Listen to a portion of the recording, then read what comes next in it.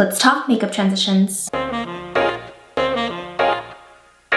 Here's a common misconception. A lot of people think that makeup transitions are easy and they look really effortless, but honestly, at least for me, they're not easy at all. I'm definitely not one of those Gen Z people who are just like, done. You know, like, I don't know how they do that. Generally, when I do my makeup transitions, I'm already filming on my DSLR. So because I don't have the mobility of a phone and I have instead a very heavy DSLR camera that is attached to a tripod, I have to be really intentional about my choreography. So when I'm coming up with the transitions, how am I going to do all these things that essentially cover my face? And two, in editing, there are certain things that I can make my composition more smooth.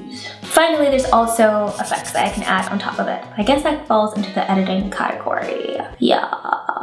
So recently I've been working with Ipsy, and these Halloween themed videos are probably the hardest ones that I've ever made, but I'm so proud of them as well. So I kind of wanted to walk you through the process of how I actually made them. Since a lot of you on Instagram have been interested in knowing a lot more about the behind the scenes process of how I make these makeup transition videos. As you know from a lot of my shorts, I'm not very good at transition videos. Oh, I think I used my wrong hand. I think it's this way. Oh! Yep, I did that wrong. Let's just do this again. But I had a good opportunity to practice trends, and through those trends, I was able to kind of figure out how certain things would work or not work for the way that I had my camera set up. So when it got to the point where I was pitching a brand campaign and I wanted to do a makeup transition video, I wanted to show the final look on my makeup transition video, and then I had like a wearable tutorial that would sit on the brand's page instead. And that way, if you wanted to wear a look out, you didn't have to go through the 4-hour process that I had to go through, but you would be able to wear like a nice easy version of the makeup theme that I had created that's still kind of avant-garde, but way faster to execute.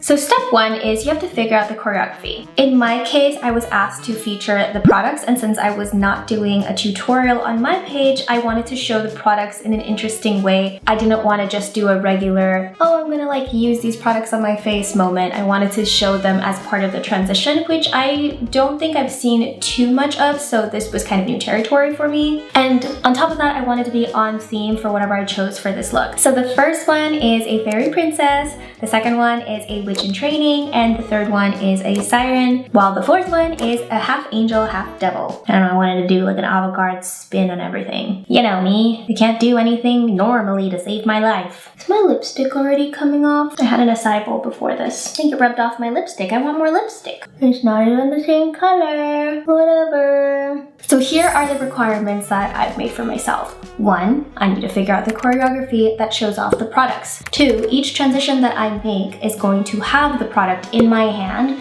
and whenever I swipe, it has to have a significant change. 3, ideally, it would be great if the transition with the certain product showed the product being applied onto my face. So same holding an eyeliner, if I swipe it across my face and the transition changes, I want to have the eyeliner on my face after the transition while I'm holding this eyeliner. 4, I want it to be on theme of this character I created, fairy princess. So not just a fairy, but a regal fairy, a fairy that's grown up in a castle and royalty. She's a bougie fairy. So I wanted to find connections between the product, the choreography, and the theme all together. And this is a little bit of how this process went. He's primer.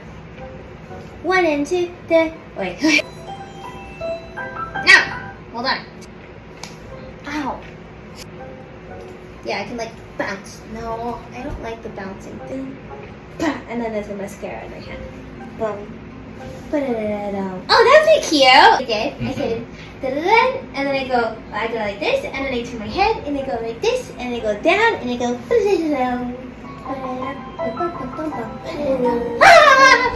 Alright, I go setting powder, and I can hold on my mascara like a magical wand because it's a mascara wand. Get it? And then something would appear in my hand because I'm a little fairy and I can cast spells. So, okay, that's cute. I know. I was about to be like, oh my god!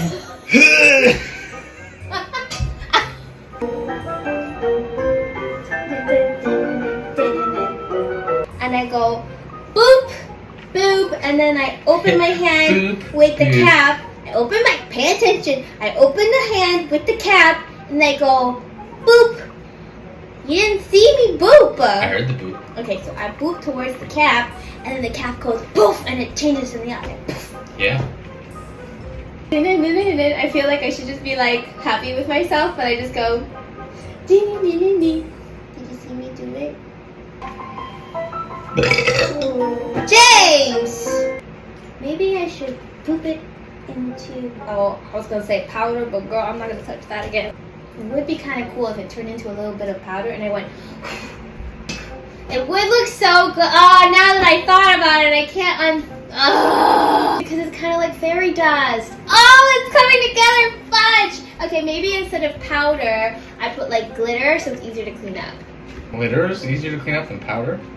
I don't know, with your reaction, probably not. I was thinking like, cause it's pretty if it's like shiny, you know? Would it be? You're right, glitter would be very pretty. Clean up another. But I'm not responsible for the cleanup. What do you mean you're not gonna be there?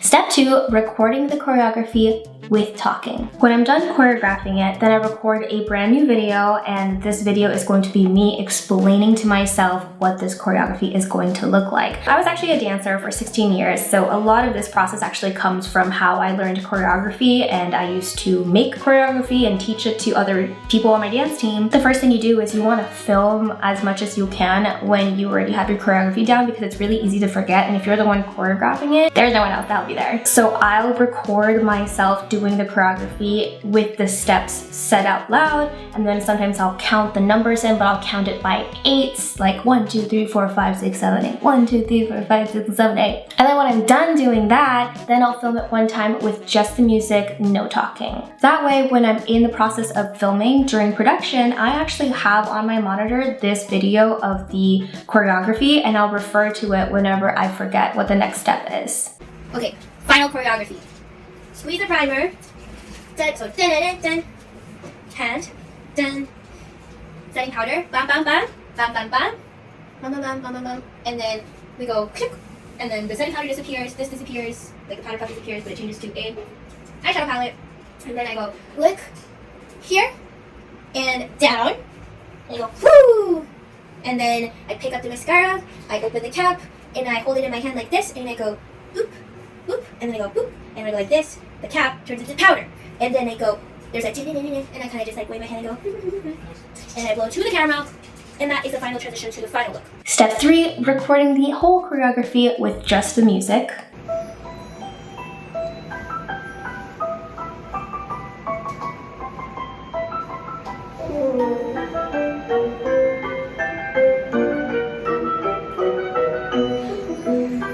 Step 4, the day of the shoot, practicing with real products and writing down a shot list. This part is arguably the most important part for me, because without a shot list, I cannot organize my thoughts properly and memorize everything. I have worked without a shot list before and tried to film multiple videos, and I will usually forget to film a certain move or something on camera that I would have needed for a certain video. So the goal is to capture a bunch of clips of relevant footage that will be going into specific parts of a different video. In one photo shoot, I have recorded up to 10 different videos at a time, but for these videos, I'm only recording 2 since it's a heavy lift, especially with the brain power that I need to remember everything that I have created choreography-wise, and then I actually have to apply my makeup.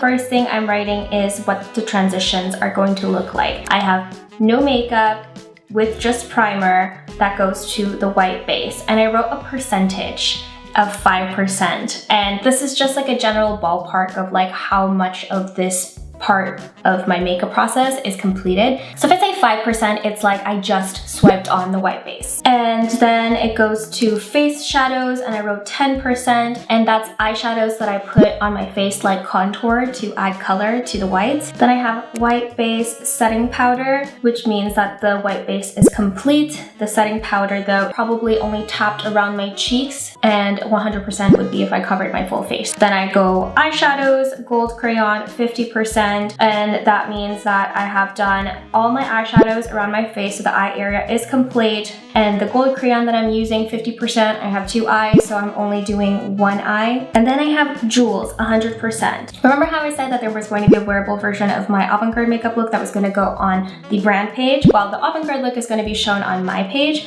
Well, this is the stopping point of where the wearable look is. So when I say 100% jewels, that means everything in the wearable look has to be completed, minus maybe like the hair and whatever I'm wearing. But I'm going to be done with that look, and that's going to be right before the final transition, which is going to go to the avant-garde makeup look, and that's like the big reveal. That actually completes the first video. And as I'm writing down the shot list, I'm also picking up the products one by one and like rehearsing the products in my head, so I kind of built muscle memory. Step 5 is putting the featured products in the order of appearance. Since I'm featuring 5 products in each video, I am going to be putting them in order to use less brain power when I am filming. I would just grab, do the transition, put it towards my right side, and grab a second one, finish the transition, put it on the right side, and if I'm not done with it, it stays on my left side. If I'm done with it, it goes to the right side. Before, in the middle, or after the photo shoot, I will take the products and film product shots so that you get really pretty, like just me coming in and out with the products with my hand. That's more like typical YouTube style, more like tutorials, and I do that specifically because we are featuring these products and I want to make sure these products are seen well. Step 6 is highlighting the featured products on my shot list. Now, as I'm writing the tutorial part, which is going to be chronological, it's actually very easy to film since I just start and stop the camera when I do a little bit of the process. And I'm highlighting the products that I'm actually going to be featuring based off what the brand wants me to show. I also forgot to mention in my shot list for the first video, I've also created 2 little sections that say film total choreo. And what that means to me is that I have certain parts of my makeup process, say like I completed 100% of putting my white base on and I maybe just started on the eyeshadows. I want to film the entire choreography with all the products in the transitions, just as filler content, almost like B-roll, so I can cut that in between certain places that might not work in the final transition. To explain that a little bit further, when I'm doing the choreography, I will do something like this, up and up. So these 2 swipes, you could technically just go 50% makeup done, 100% of makeup done, and that would be it. But I thought it would be more interesting if I swipe once, I have maybe my face shadows on, and then I swipe another time and the face shadows have disappeared. So I've actually regressed in the makeup process. So the next step would be even more dramatic because you would go from like 25% to 75%. When I'm editing, I get to look at the footage and decide which one's gonna go there. So there's actually multiple options of how the transition would look like, but I will pick the best one, the smoothest transition, and I will add that into the final cut.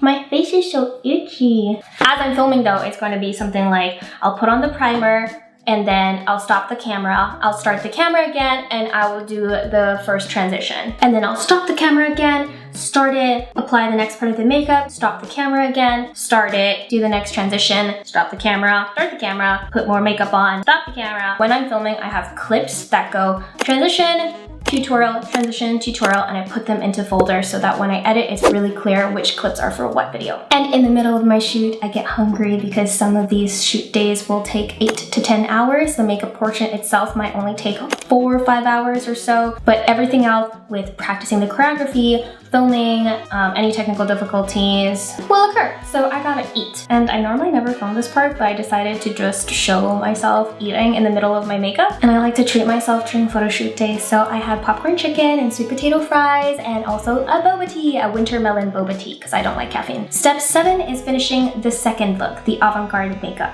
which is just a more complex version of the first one. So I've completed my wearable makeup and I've started my final transition. Then I just turn the camera on and I film the rest of my makeup. I usually put on a show and I'm just like doing the thingy. All I have to do is turn on the camera and film the final transition. And then step 8, I edit all the clips together without any special effects. I can go into more detail in another video that's specifically about how I edit these makeup transitions, but I'm not gonna put that in this video, so if you wanna see that, please comment below. Finally, I'll add my little effects here and there if necessary, but I want it to be on theme. And the final video is done! I hope that was insightful and that you enjoyed learning more about my process behind these complicated makeup transitions that look very effortless on camera. Please like, share, subscribe, hit all the buttons, comment with which transition you like out of the 4 of them, and I will see you in the next one. Bye!